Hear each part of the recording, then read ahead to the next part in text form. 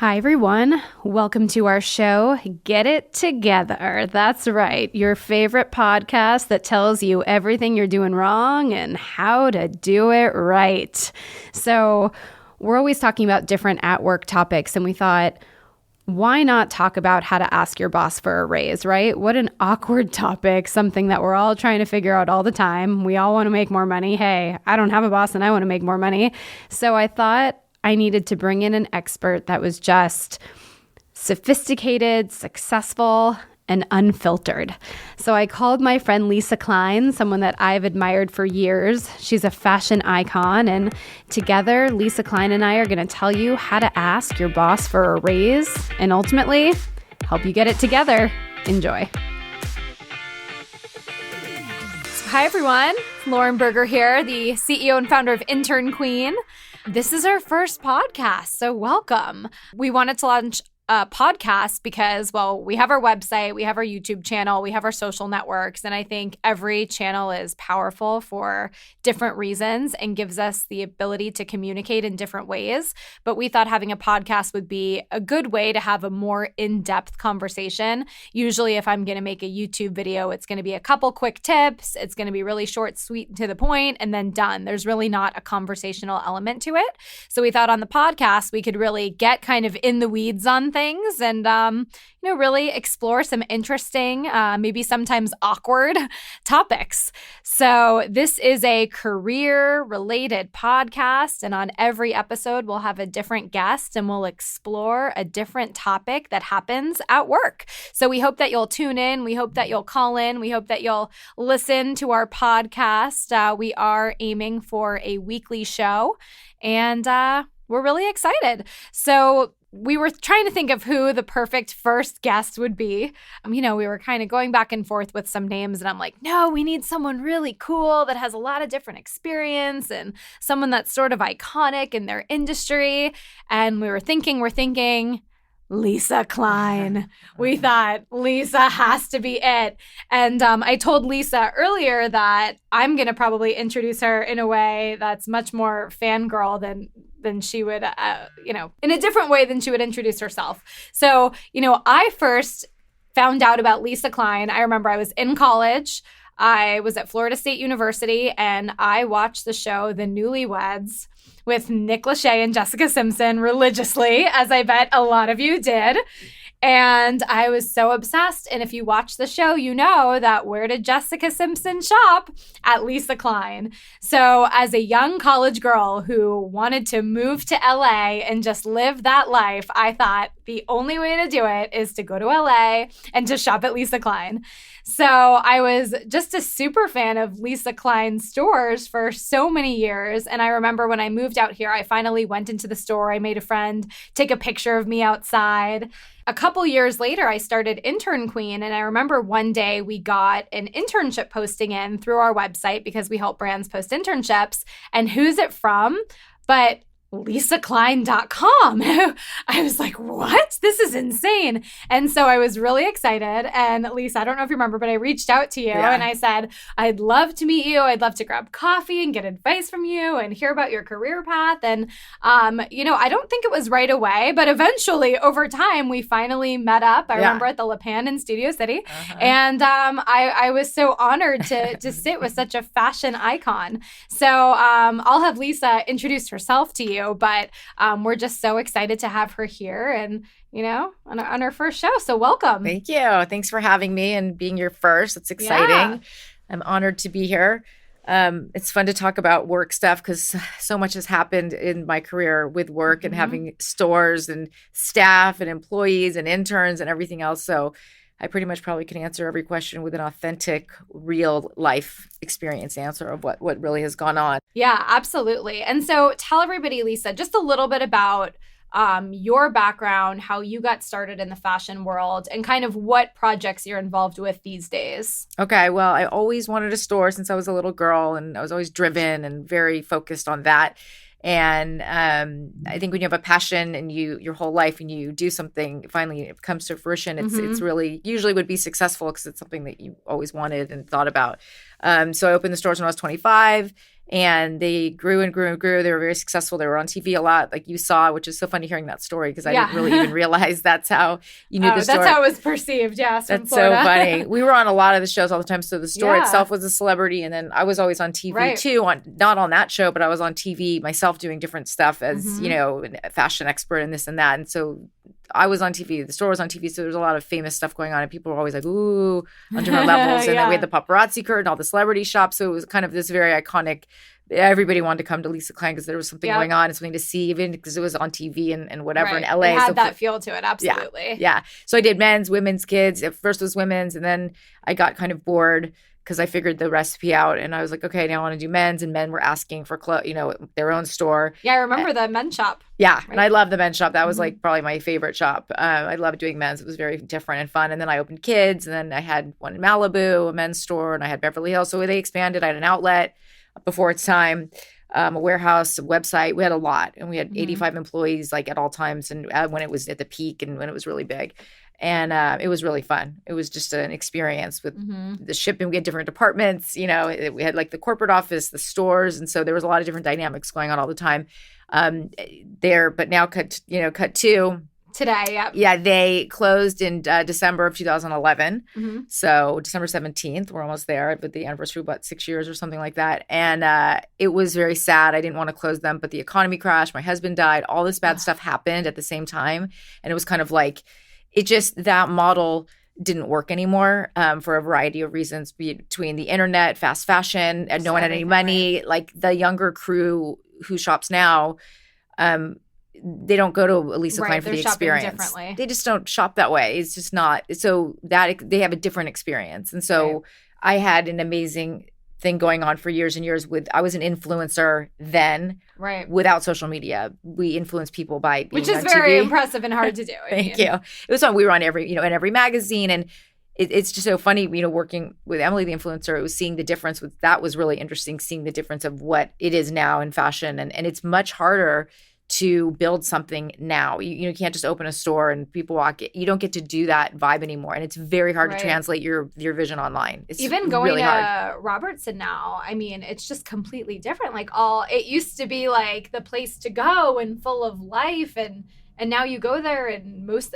things are closed. It's dead. It's just scary. Totally, it's awful. It looks totally awful. Different, and it's just proof of how much things have changed. It's unbelievable. And then you were telling me earlier about some of these retail locations that you're working on within like high-end hotels and spas. So now what I'm doing, which I love and it's really fun, is that I'm buying, curating, and merchandising retail locations that are already kind of like a built-in customer and they need help.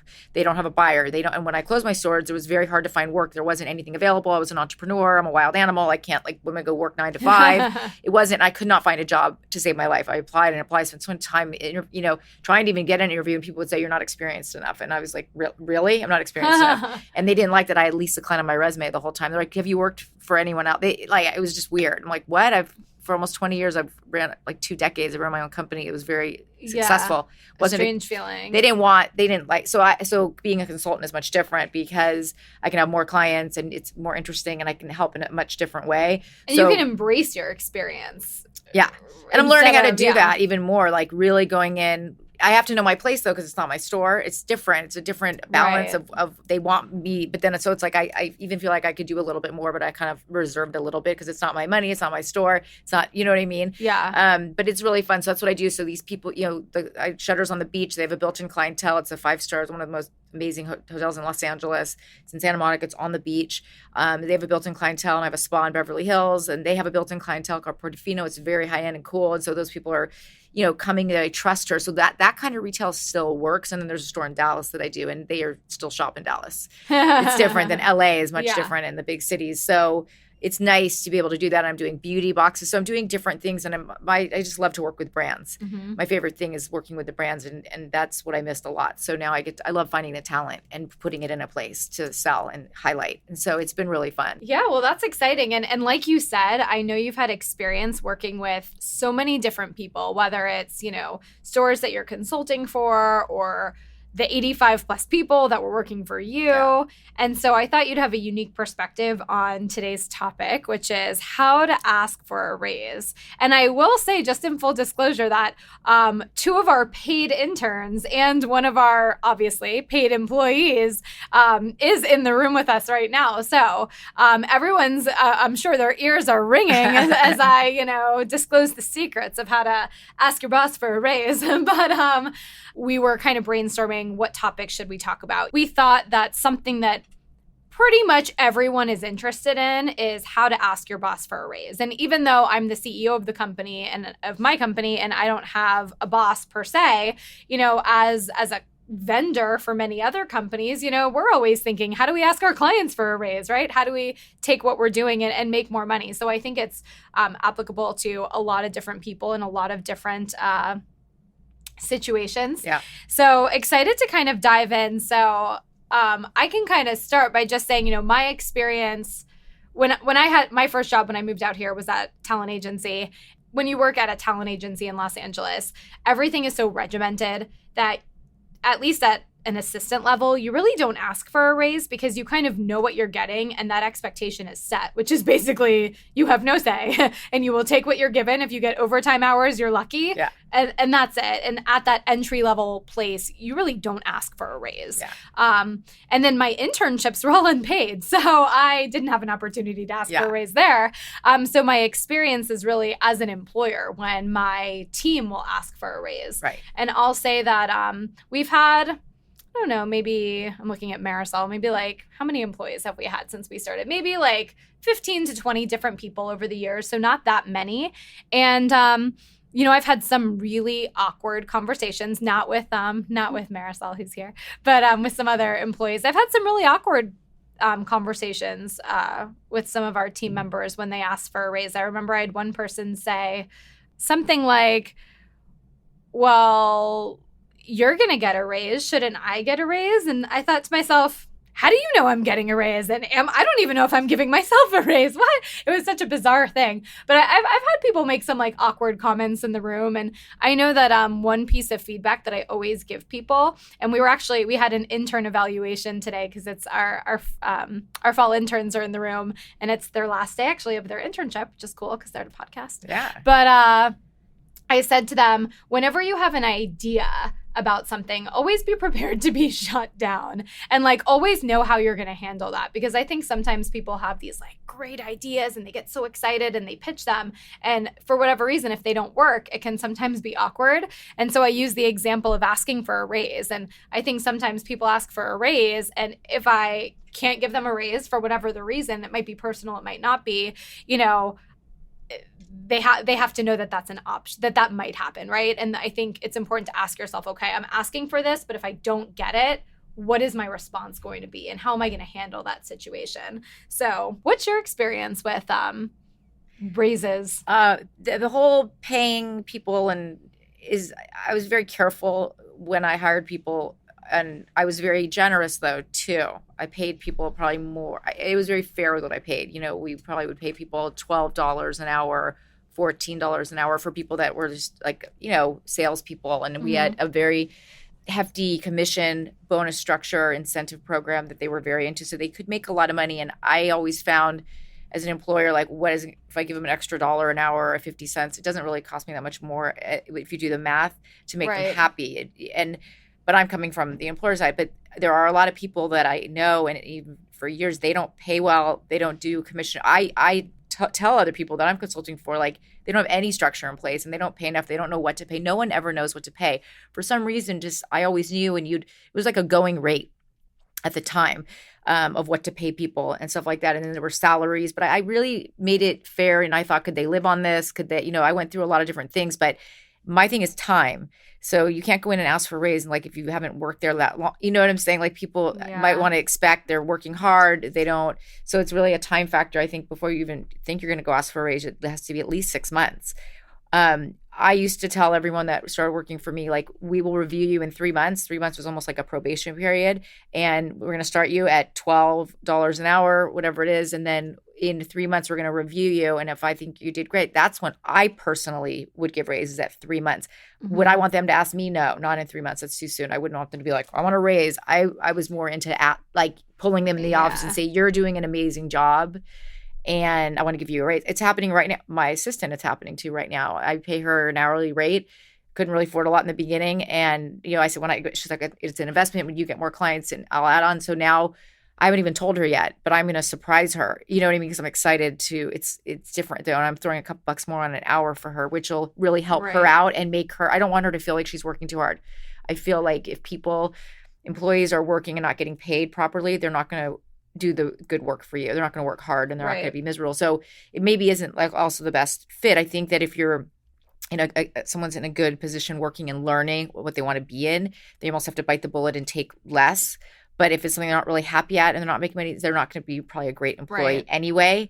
Do you know what I mean? There's people that are happy and they'll wait for that raise because they're getting experience or they're making bonuses or whatever. And another thing an employee could do is say, is there any way, or I don't know if you're giving raises. When do you give raises? Almost ask the question to the boss first. Not like, I want a raise. Just be like, I was wondering, is there, a chance to get, is there any chance to get a raise? You have to ask in a different way where you're not putting them on the spot where they feel like they want to take care of you. You ask differently. It's kind of how you talk to people and you have to know what you're talking to. Like I might have had the same conversation with 20 different people, but it was not the same conversation. I would talk differently to my shipper than I would talk to my sales girl, the intern, you know what I mean, about the same topic. It's a different relationship with everybody. Yeah. So you have to know your boss and you have to know you almost have to really think really hard before you walk in and what you're going to say to make the boss say, what you want. And it isn't like straight up asking like, I need a raise. I'm doing all these great things. It's more like, I love working here, but I don't have enough money to live. Like if they come in with that approach, maybe like I'm not really making enough money. And if they're really valuable, yes, I would say, oh my God, and let me think about it and give them more. I would give more if I realized they had a reason why. And if they were really doing a good job, but it also was on time for me. I wasn't going to do it in a month or I had like in my mind, it was like a year. There was always like an annual thing. And so and what I've noticed lately is some people don't do that. And that is rude when you're working so hard. There's the normal average. You're supposed to give a raise anyway for living costs and expenses. Right. That normal increase. Yeah. And they don't do that. And that's when it's not fair to the employee and they should go in and ask and say, I've been here for a year. Are you giving raises? And a lot of times they'll say, we can't afford it. We didn't do any business this year and I can't. And then it's like, maybe it's time to find a new job. Right. And that's where you start moving because if you feel like you're being stagnant and you'll never get a raise, some people will never raise you. They're cheap. They're whatever they are. They're trying to use you. And I see it all the time. And then it's time to leave where you're not being taken advantage of. Yeah. And I think that annual raise is about, on average, I think it's about 3%. And you're right. That's what, the majority of companies give is like, an average. I did 4 to 6. Which is great. I did probably 6 I think anything then. Over that is amazing. And it depends on the company. Like you said, the company you're working with and how good the year was and all those things. It's true. You mentioned a lot of great things, though, that I think are really good tips. So an interesting conversation is like, when is too soon? And I've been in that position where you hire someone and 3 months in, they say, well, I want a raise. Yeah. And in my opinion, at that point, I can't evaluate their performance yet. Right. I always say, usually once you hire someone, you don't know anything until about month 2 or 3. And in month 2 or 3, that's usually when it gets a little awkward, to be honest. And I think they say like that's when the honeymoon phase is over. And that's when like someone's like true colors kind of show. And that's when you kind of really understand their skill set. So I feel like before, 6 months to a year, it's just hard to evaluate someone's performance. We do annual raises, like you said. I think it's important to sit down once a year and kind of have that conversation. And I always challenge my team members to ask me for something because I think it's an important exercise, even if you're not asking for a lot, just the idea of sitting down and asking for something because so many people don't ask and they're not advocating for themselves. And I do think they're missing out. And in fact, Marisol actually pulled a study that said that, it's from the Journal of Organizational Behavior. It said that people who negotiated their starting salary increased it by an average of $5,000. I think per year. They say that the cost of not negotiating your salary over your career could be over $600,000 that you're missing out on. So I think just that act of asking for something, and I'll see if anybody's listening to this, but when I hire someone, not interns, not paid interns, that's a fixed rate, smiling at my interns, but when I hire an employee, I typically have to offer them slightly less than we could technically afford to pay them, because I have to, as an employer, be ready for them to come back and ask for more. I mean, as the intern queen, I tell people to ask for more. So I feel like I always have to go a little bit lower. So when people accept that offer, I'm usually like, yes, I just saved the company money. That's awesome. Like, win-win.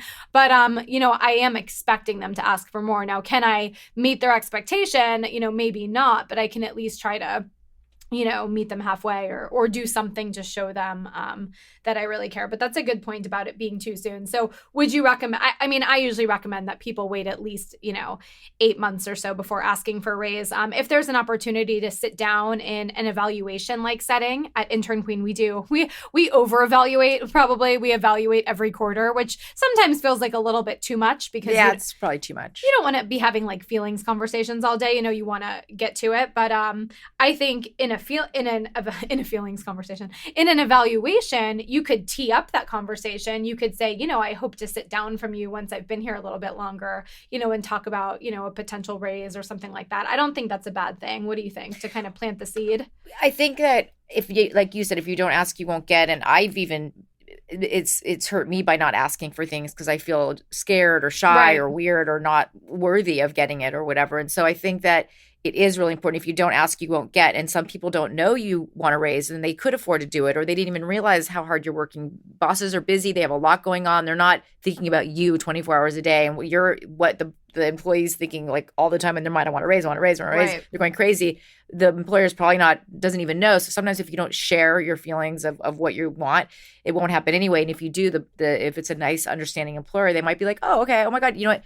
Bringing it to the attention. That happened to me all the time where they asked and I thought, okay, yeah, it didn't cross my mind for whatever reason. And so then I would consider it and figure out what to do and stuff like that. Or I'd say I can't afford it or what, it depended on what was going on really at the time and how they were, their performance and things like that. Yeah. But yes, I think the skill of asking, which is very tough, is something good to learn. And that quote you pulled is huge. You could probably make a lot more money if you just ask. You have to ask. Right. But it's tough. You could get denied. Right. You have to ask. But it's worth asking. But then you never know. It could be a yes. Right. And then you also mentioned talking about financial goals, or kind of maybe not financial goals, but you said like, when someone comes forward and asks for a raise, they could explain their situation. Like you said, the cost of living or the cost of rent has gone up and I really need X, whatever it is.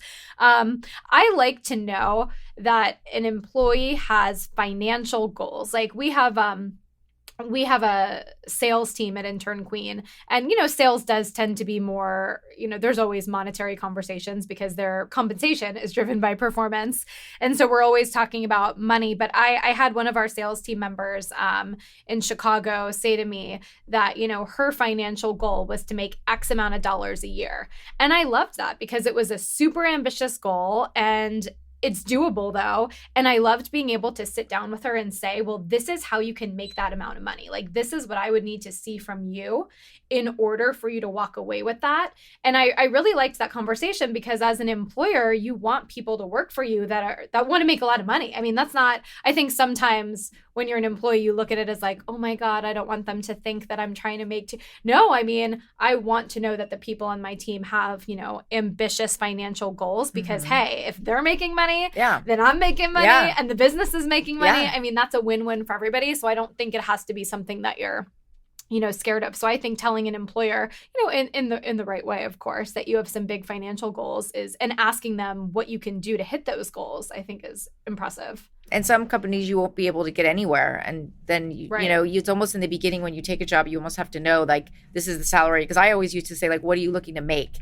This is what we're paying. But, like, is that really what you can, it depends on their age. It depends on if their parents are supporting them. There's a lot of different factors that go in to someone working for you and what they can live on, or if they're not free. LA is a very expensive place to live too. If you're in LA, it's different. They're coming from a different place, and it's like it's all very different. And if they have another job, so it's definitely each situation's different. Absolutely. So a couple other things I wanted to mention.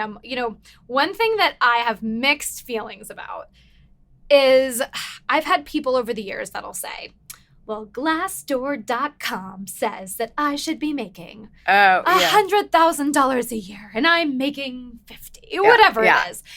And I do get that research is important, and I will always tell people to be informed and to talk to one another. And I think if you have a friend that, if you're a marketing manager and you have a friend that's a marketing manager at another company, I think having that conversation, if you can, if it's appropriate, because you're friends, whatever, about what they make, great. I just think when it comes back to me, it has to be said in a certain way, because every company is different and every budget is different. Companies that have investment versus companies that don't have investment are different. So I don't know. I mean, what's your take on that when people come and they say, well, I've done my research and you're paying me under the industry standard by however much money? I mean, how do you take that? Well, that's interesting, because that is something that's a millennial current thing, because you can research so much easier. When back in the day when I had my company, there was you couldn't research. There was no like Glassdoor.com. There was nothing to Google and research. It was just like a industry standard in LA, what other people were doing. Like, so I don't, and we that's something we maybe would talk about, the store owners, is what people are making, or you heard, you interviewed someone else what they're making at a competitor. You just knew. Where now I had that happen later, like, oh, this is what I've had, this exact thing happen after the fact, after the stores, different things or companies watching these other millennials pull it up. This is what I'm supposed to make. I already looked it up, and this is the average. There's a different righteous attitude, but that's the problem, is like, as an employer, you may have to match that kind of thing, and you have to do your own research. So where you couldn't do it before. Right. So you should, as an employer now, I think that's a good point, is that the employer should be doing that research too, so that if someone comes to you with that information, you have your own. But they're not. If they're old, you should. And I didn't. But if they're old school like me or older, and we've had a business forever and ever, we're not used to doing that. The younger generation. So I'm sure if it's a younger boss or a more of a millennial, they're looking it up anyway, and they know what the rate is. And maybe there's a way to say it too, where it comes across more as like here's some research that I did that I thought might be helpful to drive the conversation, rather than, I've had it happen before where it's like, well, I should get down to that. And here's what they're getting. Here's what I'm getting. And I'm like, I can't afford to pay anything more. What do I do? Yeah. Well, then you don't, and you also, sometimes the job is what it is. Like, it doesn't matter what everyone else is paying. This is what I can afford to pay. And if you want the job, do it. It's just, and some people won't research, some people will, but it is good to be able to utilize all these things we have now at our fingertips to research and know. And it is good to know the going rate, because maybe that's not the right fit for you. And you can get, if you want to make X amount, then you can go find, at least now when you look, it usually says that's the first conversation. Like, what are you paying? If it's 30,000, you want 40, then why would you even go on the interview? It's too far of a gap. So it is good to know going in. That should be the first thing, because you're wasting time otherwise, like because there's so many places to work, even though it's very hard to find work.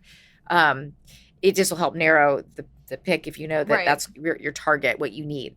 And what they're paying. And I think that's a good point too. I think whenever you take a job, and then of course, whenever you go in to ask for a raise, know what you need, right? Because there's what you need, and then there's what you want, and then there's probably some middle range in there of what you're going to get, right? And so I think knowing those numbers and knowing them well will really help you have an informed, intelligent, conversation. It makes you look smart. I mean, it's something that when someone does that, I'm like, okay, they're smart. They're doing the research. They want to do well, like you were saying. They're driven. They want to make money, and you want someone like that working for you. So that is good. But then it could come off a little righteous and weird, where you're like, okay, I'm not paying that. The tone. The tone. It sounds like we both can't express that enough. That tone in these conversations is so important. And then I want to talk a little bit about why I understand that if someone's with the company, anybody's maybe going to get some sort of annual raise, but if someone comes to you and wants a significant raise, like, what do they need to do to earn that raise, right? Like, in what circumstance do you say, yes, I want to give you a raise? The performance. I mean, they have to have performance, working really hard, like not getting in trouble, doing everything right, almost being like a leader, or a manager, or someone that is, or they get a promotion. That's another thing too, to get a raise, is you move up. Right. Hopefully when you're getting That's like when, like, you're doing so great, I'm going to make you the manager of this store. You're doing so great, I'm going to have you take on more responsibility, is when I'll give more money as well. And that's something interesting too. Maybe they say, if they're kind of, that's where people leave if they're never going to ever get anywhere. You hear that from a lot of people, is like you capped out, like you're never going to make more money. You're never going to get promoted. What's the point of being there? Like, some people stay because they just are comfortable or whatever, but it's those driven people that will leave. So if you don't compensate, then that's I think when people get raises, if they really are worth it. Yeah. and they worked really hard, and maybe the employer paid them less than they really, they deserve, which they know. And maybe they give them more. I would give more responsibility. Like, I'm going to give you a raise, but I need you to start doing this, that. You know what I mean? I might add a little more. It would make me feel better as an employer. So the employee can go in and say, look, I want more responsibility. I want to make more money. How can I make more money? How can I grow with this company? Like, I really like working here. 3-6 months, you can have those conversations early. Like, I love working here. You can go to dinner with your boss, whatever. Know your boundaries, but you can have more of a personal, be like, I love working here so much. Like, I want to know, like, is there a chance to grow in this company? Yeah, I agree. I think that's so important to ask. I think even from the get-go, I love when people in interviews will say to me, I want to grow with the company. Are there opportunities to do that? Because those are, especially at a small business, you need those kind of people working with you, right? You don't really want people that are going to be there for a hot second and leave. It's annoying to train and go through all that. Yeah, it's a pain in the butt. You want people you can trust that want to stay in for the long haul. Yeah, and also with a small business, something that I've learned in my like CEO 101 over here is, having employees stay with you for a long time is extremely valuable. And Marisol has been with me for almost 3 years. And I think she'll be, if she hits 3 years, maybe the longest standing, I think, Intern Queen team member. I think there was one other that was there for a little while back. But there is so much value in that, and you don't realize it until they get to that point. But to have someone who knows everything, who knows how everything works, who can look back on company history, who can speak to the change from then to now, I mean, that to me, is valuable. And I think that, when people come in to ask for raises, I'm looking at Marisol, but I think that like that's something to speak to, because yes, I think it is performance driven, and you always want to be able to say, I moved the needle, I did X and I achieved Y. But I think also speaking to just the value that you add as someone that's been there for a long time and, fingers crossed might stay a little while longer, is extremely valuable. Like, and I've definitely learned that lesson. And I think as you hire people and you see certain people come in and come out, you really appreciate that long-term loyalty factor. So I want to make sure that we have enough time to kind of open it up. I know we have one listener who we're going to call in a little bit, but maybe first, before we call her, we have our fall interns in the office. We have Gabby and Holly. And maybe before you ask your questions, you guys can just introduce yourself. Tell us maybe where you go to school, what year you are, what your major is. Hi, my name is Gabby, and I go to Cal State Northridge. I'm a communication studies major. Hi, I'm Holly. I am a PR and advertising major, and I go to Chapman University.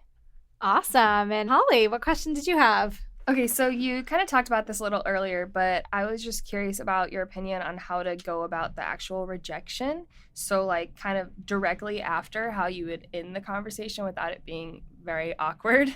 And then also even after that, like maybe you feel like a little discouraged, or like you shouldn't put as much as you were before into your work because you feel like you're not worth it, and just kind of everything around that.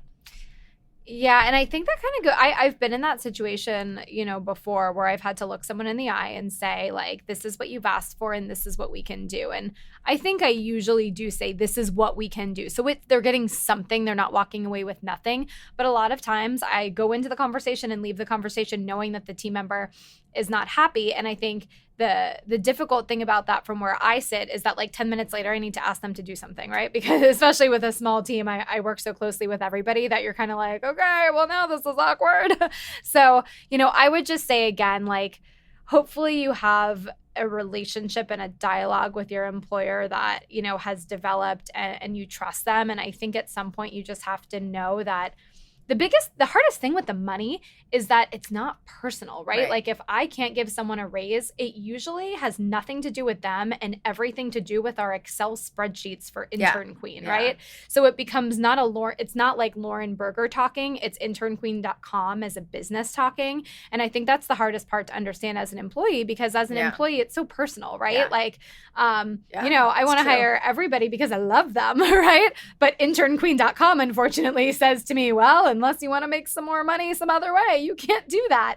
So, it's a matter of the bigger picture. So I think my advice would be, if you're working somewhere where you truly love it and you have a good relationship with your superiors, I think at some point you have to trust that they're doing what they can, and you have to take a deep breath, smile, tell them you appreciate your consideration and that you hope you can continue the dialogue. And then maybe, the advice that I gave earlier saying like, thank you, I appreciate that. I'm trying to get from here to here. What do you recommend I do over the next year so that when we sit down at this time, next year, maybe there's more of an opportunity. I think that's a great way to handle it. Because again, especially I always go back to the small business owner. Like, I never knew that I was going to be able to pay even one employee. But when I started Intern Queen, I just wanted to pay for myself. I just wanted to be able to live and to eat, right? And now I am allowing other people to live and eat, which is like a little scary, right? That's a lot of pressure. But I really want to make sure that I always make cautious decisions. I would never want to pay someone so much money that if things didn't work out in 3 months, I'd have to demote them or take that pay away or something like that. So I try to make sure that my decisions always are on the side of caution. And then when I can offer a raise to someone, I'm sometimes really excited because I never knew that I'd be able to pay someone however much money a year to do our marketing or our social media or whatever it is. So sometimes when the team member isn't happy, it's this awkward conversation because I'm so excited that I was able to offer them anything and they're ticked off because they didn't get what they want. So it is a weird balance. Yeah, it's always going to be an awkward topic, and you are going to feel like rejected if they say no, and then you're going to walk out and be like, oh my God, and maybe embarrassed that you asked. So you got to also think about the timing before you go in and ask to make sure, like, is this the right time? Are they having a bad day? And again, another study we had pulled said timing is everything. A survey revealed that the best time to ask for a raise is when you are happy with your job, not once you start disliking it. And I think that's really important because most people, and sometimes you don't, I guess, to be fair, sometimes you don't know when you're going to be unhappy, right? Like you're happy, and then all of a sudden something happens and you are not happy anymore. It's like a relationship. Right? And you don't know when that's going to be. But I do think when you're happy and when things are going well,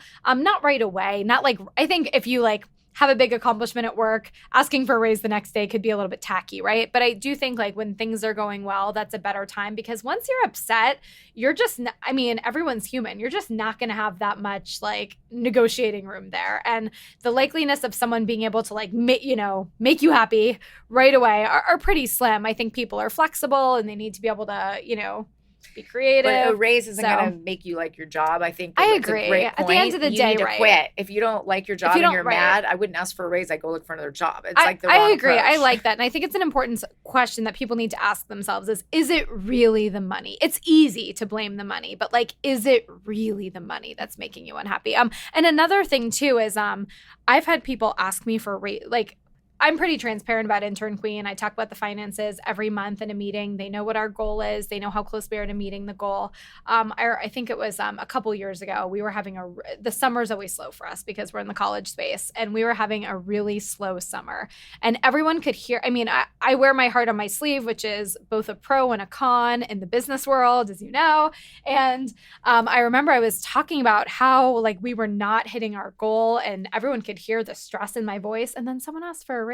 And I was just like, wow. Are they not hearing what's going on? Do they think we have money? We're not making any money. How do we give you, where do we find that money to give you? I'm worried about paying everybody as it is, you know? So I do think timing for both the employee and the employer is really important. If you know things are not going well, if you see a lot of people getting laid off around you, I think those are times when you be grateful that you have a job. And if it's not the right opportunity for you, maybe try to seek out other opportunities. While you're still working there, look for something else. It's very hard because some people need the job so badly, or you can't find another job, but it's right. So I do think, to your point, it's not always about the money. That's not usually the reason. But people do want to make money. I've always sensed that, and they will leave for a higher life. They're like, I had to take the job. I had to take another job because I'm getting paid more. And I totally understand. And it's I've never said I'll pay you more once they're already gone. Yeah. But that's. Have you ever said, I wish you would have asked me? No. See, I've said that before. I've said like, I wish you would have asked because I couldn't have given you double, but I could have maybe done something. No, I never did. If they want to go. I don't. Yeah, no, I think you're right though. I also think that like I always say I can put as many sparkle notebooks and like fresh flowers on people's desks as I want, but if they don't want to work at Intern Queen, like they're gonna leave, right? You can't keep them. You're right. Yeah. If they're done, let them go. Yeah. I need to take lessons from Lisa Kline. So did you guys have any more questions? So I know that a lot of people struggle, like they're more introverted or shy, and those type of people kind of struggle with raises more. So do you have any tips about like how to either maybe prepare so that you feel better or anything like that? Yeah, I mean, I always think like lead with the value that you bring to the table and lead with positivity. Like I would love to give a raise to someone who loves their job, right? Like I'd so much rather give a raise to someone that comes in and says, I'm so happy with my job. I love how everything's going. I made a presentation or a list of, all the things that I think that I really bring to the table. Yeah. Like I would love to see that. Prep, write it down before you go in. I mean, type up almost like an agenda. And so you know what you're saying, and you can even print it out and read it and go like, these are the things I do. I love it. I know or even if it's a sales job where you're really making money for the company, that's another thing to say, like, or you can say, is there a way to get commission? You can try to make more money in a different way by earning it. Also, like your base, a lot of people just pay a base. And then the whole incentive, you can say, are there any incentives I can do? Like, I don't know if I don't know if you can afford a raise, but is there anything I can do? Because I'm selling so much, I'm making you like, an extra 50 grand a month, 100 grand a month. Like I'm hitting, my goal was only 30. Is there a way that we can work out a structure where I feel like I'm being compensated? And that is a fair thing to ask. And if you really are making them money, and it's not just a job like where it's actually sales. Right. Yeah. And I like what you said too about creative solutions. If it's not a raise, what can it be? Can it be, and this has happened at Intern Queen and works a lot, can you cover my gas mileage?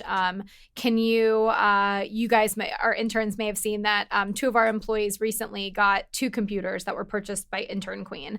And those were both things that were asked for in like, essentially like evaluations or raise type meetings. I'm using my personal computer. Could I have a work computer? I had someone once, a recent grad that had moved here from the other coast. And at that time, we didn't have an office and we were working from home. And she said, I have no furniture.